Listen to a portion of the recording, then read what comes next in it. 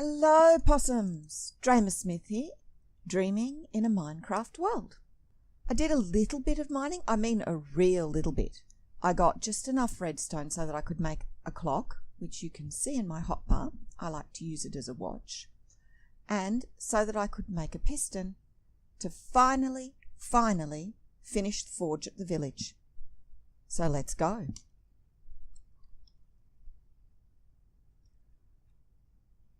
Making the forge, I want to make a cobblestone generator. I could just make a happy little forge, leave it at that, but I like things to be a bit more useful. There are lots of different designs of cobblestone generator on the web. Go have a look, find your favourite. I really like one by Canadian Bacon, which was posted about 7 or 8 years ago. It has no mechanisms, but it is lossless. It's a fantastic thing. Looks a bit ugly in the tutorial because he made it out of dirt. You could make it out of anything, and it's a great design. Looks like a fountain. Another good one is by Railings, which is semi-automated, also lossless, has a fair bit of redstone. I'll try to remember to put the links to both of those in the description. But I'm going to make my own little cobblestone generator today in the shell of the forge. Here's what we'll need. Now, after what happened with the house, I'm not going to tell you how much we've got. I shall try to remember to put a resource list in the descriptions. So we'll just pop in what we need at the moment. Okay, and don't carry glass. Now, a lot of cobblestone generators are straight. I'm putting mine at a 90-degree angle. This is easy to do. You can put it at any angle you want. You can have it snake round into a U. Doesn't matter. So long as you remember one or two basic things, you can design it how you like. All right, are we ready? All right, so I've marked out where the cobblestone generator is going to go. You can see I've got 2 bays. One for water, one for lava. Each bay is 2 blocks long.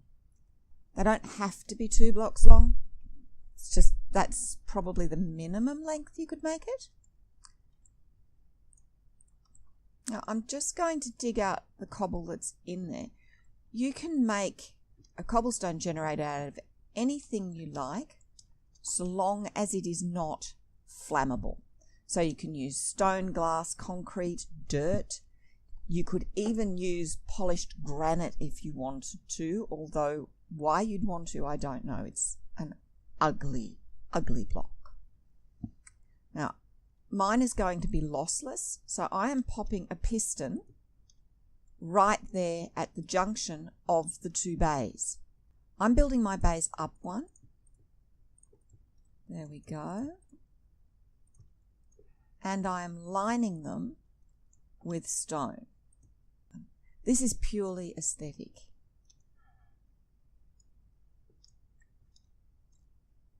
I'm doing one more thing here. I am digging this down. One more. There we go. And popping it there. So I have it fully lined with stone, but there is a hole here. I'll explain why shortly. Good afternoon, librarian. How are things with you? All right, that's our bays done. Now, we could just add the lava and the water, and it would be done, and that's it. But I'm going to add a few bits and pieces to mine just for aesthetic purposes. The other thing I will do is add the mechanism, which is a button. Et voila. I'm using a stone button. If you use a wooden button, the lava will cause the button to burn. If you are building this in a base and it's just you and your mates, I'd replace the button with a pressure plate, and then you could just step forward, mine cobble, step forward, mine cobble. Because this is in a village, I don't want these guys accidentally activating it, and I will come back and find there is a cobble pillar to the sky. All right, I'll make the bay for the lava. So you can see I've got a bit out the back. I'll explain why that is in a minute. But we may as well start with the back bit. And 2 blocks. 2 glass blocks here, 2 glass blocks here. That's because I like to see. Alright. Stone blocks. I put a glass block there. Yep, that's it. As I said, this is purely aesthetic. You do not have to do this. I like it to look as if the lava is flowing down from a point. So up there, which means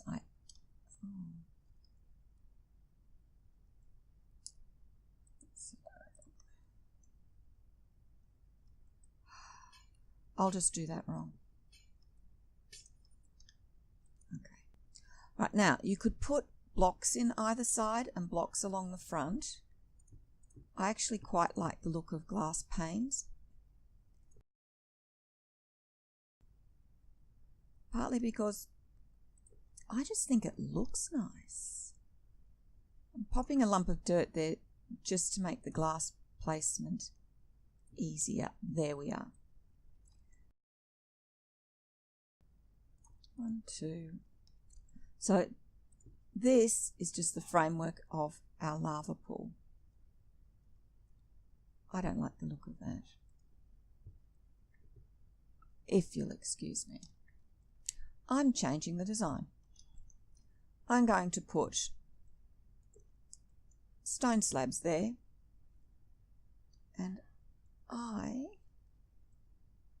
am going to put glass here.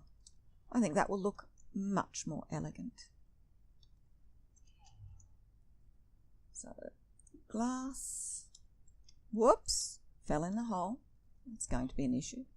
Glass, glass there, glass there, glass there. That looks better. Okay, round the back. Excuse me, what was that about? Up we come. I want to put one bit of stone there. Good. Now we need our lava bucket. I'll just make sure I have blocked. Ow! Before we put the lava bucket in, I'm just blocking the point where everything meets.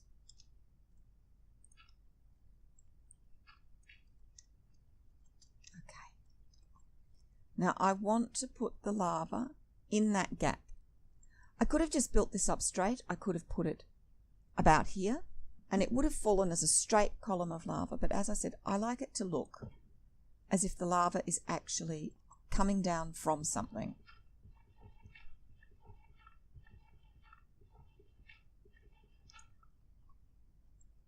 All right.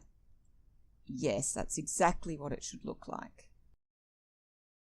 And we will fill in these gaps. I'll have to get back up on the roof to do... Oh, no, I might be able to. Can I? Yes! There we are. And I fell in the hole again. Well done. Change our buckets over. Water in this one. There we go. Now, the reason we have a hole here, water and lava flow at 2 different speeds. You can actually see that the lava is flowing quite slowly compared to the water. The way cobblestone forms is it's where lava and water meet. Because they flow at different rates, you have to slow the water down a little bit so that you can control exactly where your cobblestone forms. If I didn't have that hole, the cobblestone would form in here. It would be constantly blocking it up. I would run a risk each time that I harvested the cobblestone that it would pop back into the lava and I'd lose it. I wouldn't have a lossless system. So I make a hole 1 deep so that the water has to travel just a little farther so that I can determine that the cobble will form right here. So if I get rid of this block and stand out of the way, cobblestone. I'll just get my pickaxe. Now, the reason that this is lossless, watch this. Piston up, cobblestone forms, mine the cobblestone. If it pops into the water, it doesn't matter, I can jump in and get it. But because of the glass, it will not pop back into the lava. So we'll just do that again. Cobblestone. Yay. That is our cobblestone generator. I have one more thing left to do to finish the forge, which is to make an anvil.